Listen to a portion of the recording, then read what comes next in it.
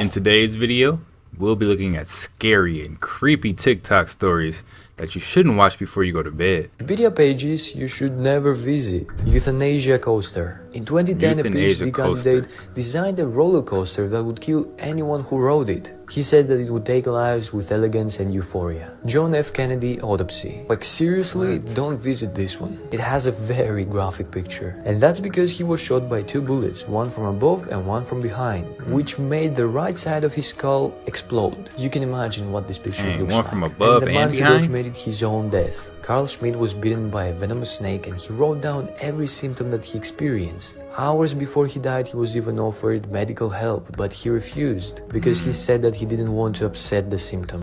He was truly dedicated to his work.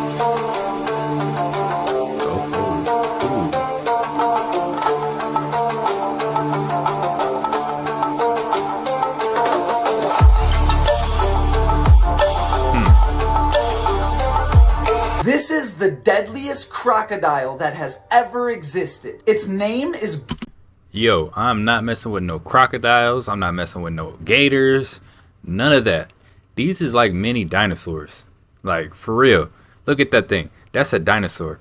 And it's a Nile crocodile that weighs over 2,000 pounds. And you can find Gustav lurking in the Ruzizi River in Burundi, although I don't think you'd want to. He's believed to be responsible for the death of up to 200 people. And some people say look at even that. more. He got somebody arm in his nickname see? The Man-Eater. Although it was discovered that the nickname doesn't really suit him because he doesn't always eat the people. Gustav just kills for sport. According to an article, Gustav was killed in 2019, but that still hasn't been proven. Gustav may still be out there lurking.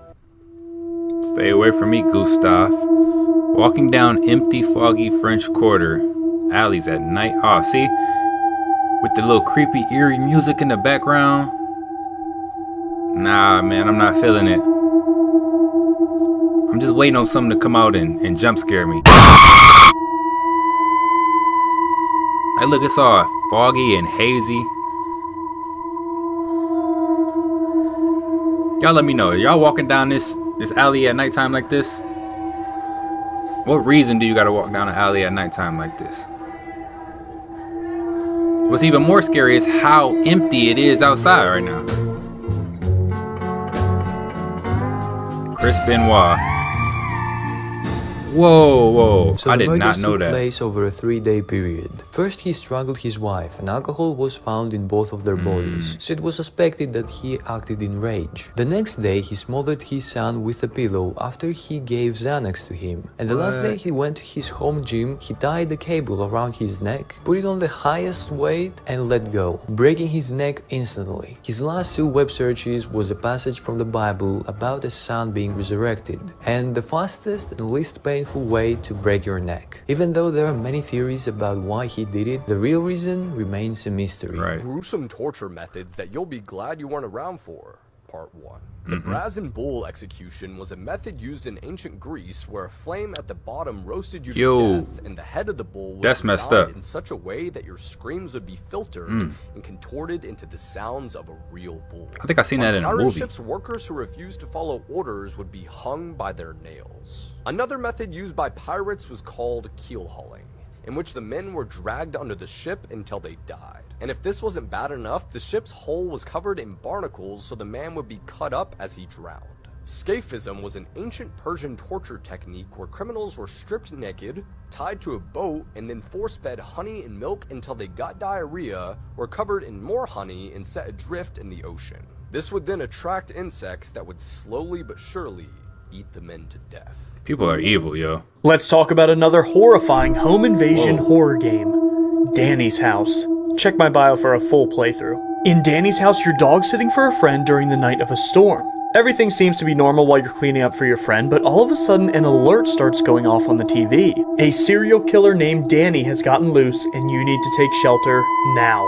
Hearing this news, you decide to let your friend's dog Ginger out real quick. And while she's out, you might as well do the rest of the dishes. And we might as well reset the breaker box because the storm knocked the power out. Time to let Ginger back in. But when you get to the back door, you realize something. You left the door open the whole time. Danny creepy. is in your home. That's creepy. There is a shrine for a haunted Barbie doll in Singapore. It is located in Pulau Ubin, otherwise known as Hey, so is this a thing for girls to do on TikTok? Is to, tell creepy stories while putting their makeup on? Because I've seen this a lot lately. Granite Island in Malay. The island used to have a population in thousands, but today there aren't even 40 people living there. What remains is the spirit of a German girl. There lived two German families in Pulau Ubin. 1914, the British started to detain the Germans because they were considered the enemies of the crown. A military force was then sent to Pulau Ubin and the Germans were detained at Tanglin Barracks. The young daughter of one of the families ran away into the woods and disappeared. Days went by without finding her body. She was eventually found by Boyonese plantation workers, but she was covered in ants. They concluded that she died by falling off a cliff near a quarry. The workers then buried her in sand and laid flowers while chanting prayers. She was then reburied by Chinese workers on top of the quarry. Whatever happened to the family is still a mystery, but there are reported sightings of the ghost of the girl by the villagers. A quarry company then built a permanent shrine for the girl and it was known for good luck.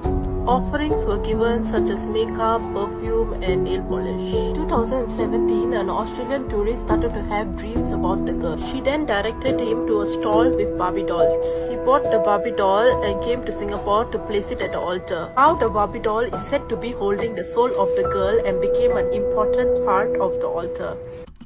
Hey, that's crazy. That makes me think about Barbie dolls and dolls in general. They make movies about this type of crazy stuff, right? For instance, Chucky. What if it's a trapped soul within these dolls or something like that? Crazy. This is the final look.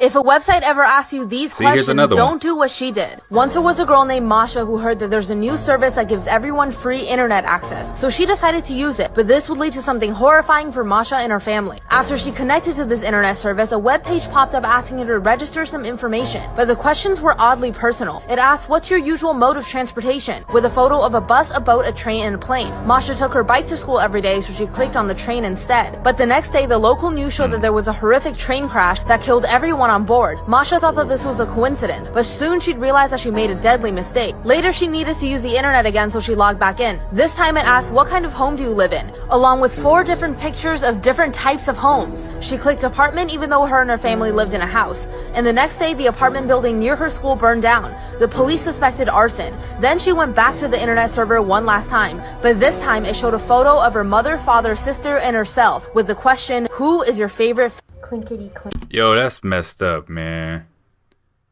You get what you pay for, right?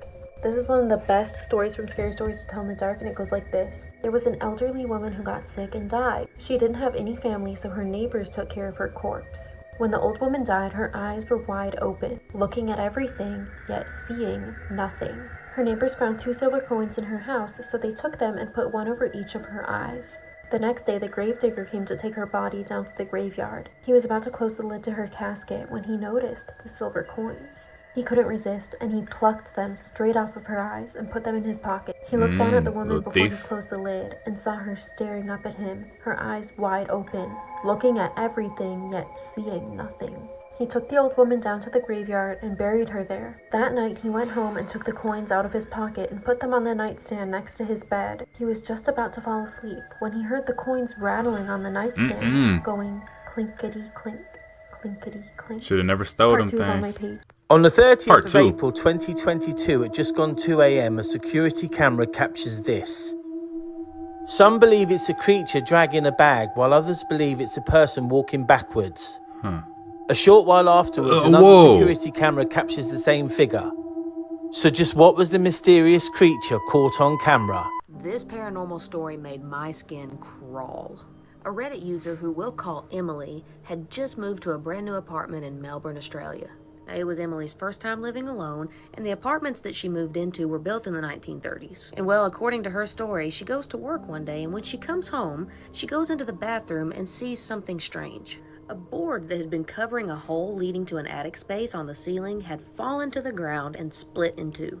Well, Emily picks up the two pieces of the board, and the board's like an inch thick. It would have taken like Bruce Lee level force to break this board. Something broke that thing. Emily slowly looks up at this attic space that's now exposed, and she is suddenly frozen stiff with fear. And she's thinking, somebody's got to be up there. But then it occurred to Emily, you know what, maybe my landlord just sent somebody to do some work while I was gone. So she emails her landlord, a little bit annoyed, to ask if anybody had been in her apartment. Pretty quickly, Emily gets an email response from her landlord that just says, please call me as soon as you can. So Red flag. Emily calls her landlord, the landlord answers, and Emily explains the situation, and Emily's landlord goes, oh, it happened to you too. Apparently, Red this flag. had happened to 2 tenants before Emily, and the landlord promised to replace the board.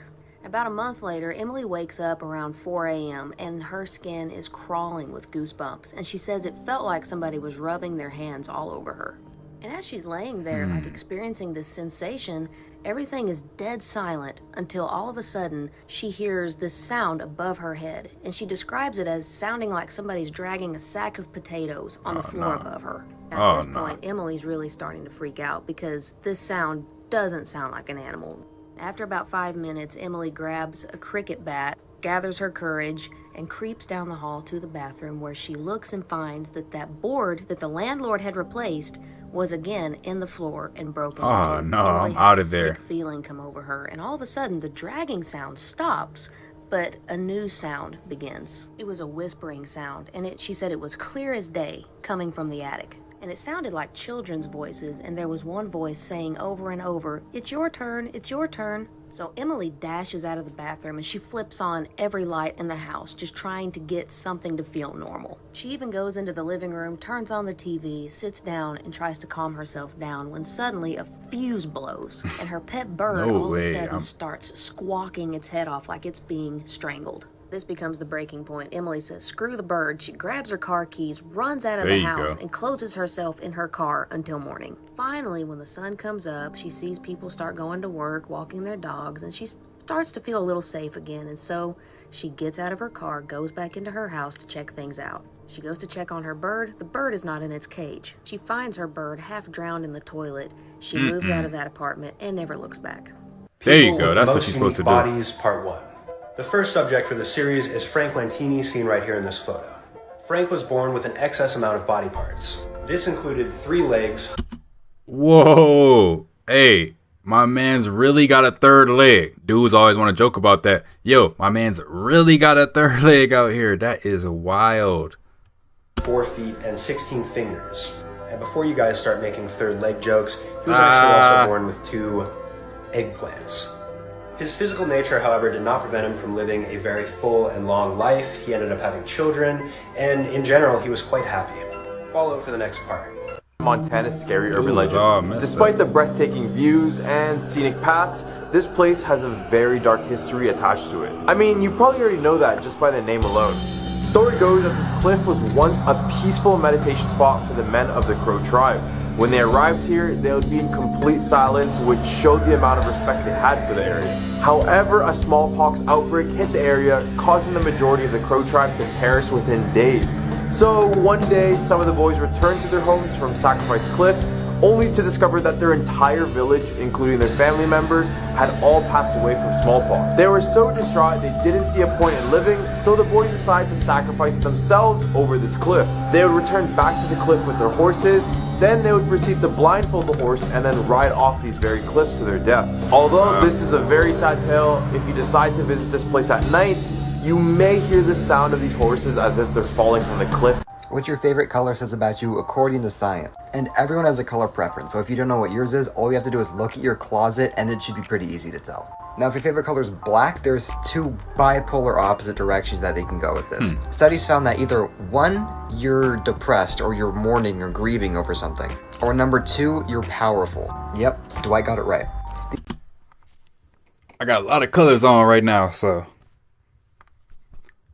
these all apply to me, I guess. These people tend to be more dominant, mysterious, and independent. Next, we have white. These people tend to be really clean and organized. They tend to be more logical, and just like black, they tend to be a lot more independent. Now, a lot of people associate the color red with love because of hearts. So if your favorite color is red, that's probably why your favorite color is red. You're just a loving person in general. Studies find that they're a lot more active and they're a lot more goal-oriented. They tend to be a lot more willing to go out and do new things, and they're a lot more adventurous than others. Comment your favorite color and I'll get to you in part 2. Guys, leave a comment down below. What's your favorite color? Which one of these scary and creepy TikTok stories was your favorite? Let me know down in the comment section. But if you like the content, don't forget to hit that subscribe button, turn your notification bell on, and until next time, YouTube, peace.